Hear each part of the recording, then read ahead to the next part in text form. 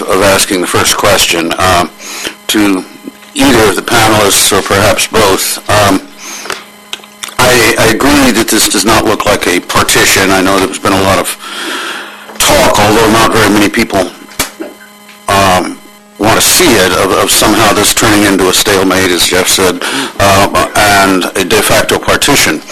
But one thing that has struck me is that the real centers of resistance clearly are areas that have long had dissent from the regime. The East, of course, as Paul noted, what Islamist presence has been detectable in Libya has usually been in the Benghazi region, what the Italians called Cyrenaica. The Jebel Nafusa, where there's been a very staunch resistance, is Libya's primary Berber area, Berber-speaking area. Qaddhafi has suppressed Berber language and culture. He's offered his own explanation that Berber is simply a dialect of Arabic, which is news to all the linguists of the world. But it isn't terribly surprising that the Jebel Nafusa is discontent. It isn't terribly surprising. The East has always been a difficult area for him to maintain regime loyalty. Misrata is the major exception in the West, obviously, and Misrata is important. But to what extent does this reflect, if not geographical, then ethnic, tribal, and other divisions? And is there a danger of fracturing along these kind of ethnographic lines as we've always been worried about in Iraq, for example, between Kurds and Arabs, between Sunni and Shia? You don't have that sort of a situation in Libya, but you do have a lot of tribal loyalties, a lot of traditional loyalties. The East was the heart of the old Sanusi order. The East was an area that was never particularly encouraged by Qaddhafi. The Jebel Nafusa is an ethnic minority. To what extent is there a danger of fracturing on some kind of Lebanese-style communal lines and tribal lines, or is this, or am I just fantasizing? I must confess I've never been to Libya, and I'm having to study it from abroad, from a distance. So. Sure. I wouldn't say there was no potential for that, or maybe even some potential for the situation to develop along those lines of fracturing. Maybe as the longer the conflict goes on, maybe there's greater likelihood of that happening.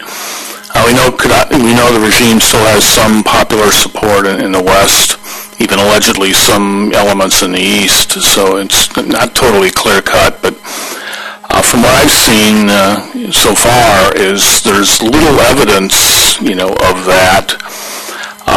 Misrata is, a clear exception in the West of an area that's clearly, very opposed to the regime.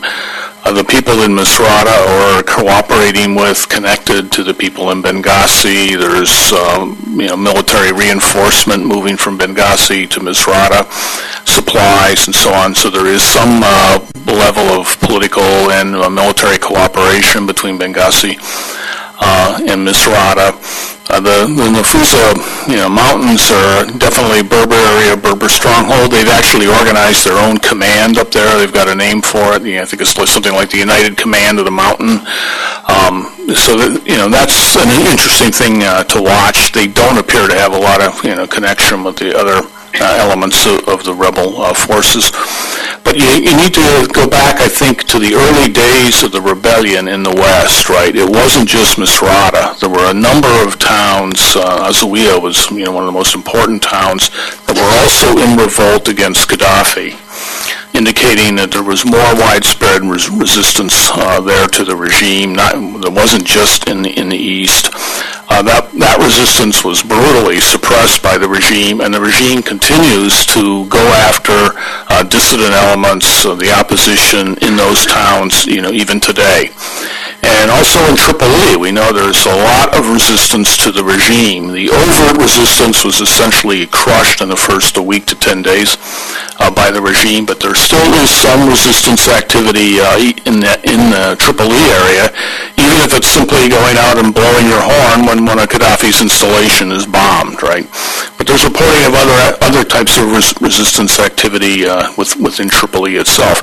And Tripoli was a major center of resistance to the regime, rebellion against the regime in the early days. So to me, it doesn't look like East-West split at this point. We'll see. As the fighting deepens and intensifies, and people are forced to take sides, you might see some more tribal splits and alignments. But I don't see serious indications of that yet. I'm going to differ with Jim somewhat. I think there is more of a geographical pattern emerging here. In fact, it's already emerged, and what's striking is how quickly it emerged in the opening days of the rebellion. I agree with the premise of the question that there is a lot more here in the way of tribal and ethnic, which gets imposed geographically on a map, patterns, and the misratas notwithstanding, the pattern is one that has pretty much reflected the military front lines. There is a possibility of a prolonged division of this country. I think the one thing that might keep it from going quite as long as similar situations we can think of, Cyprus, Azerbaijan, and so on, is that to the extent that the rump of the regime in the West would be truly internationally isolated, would not have much of a friend at all, it's hard to see it sustaining itself as indefinitely as, say, those ethnically based parts of those countries I just mentioned. One last thing that this raises is, would it be all that bad if Libya were to fracture and be more than one? I mean,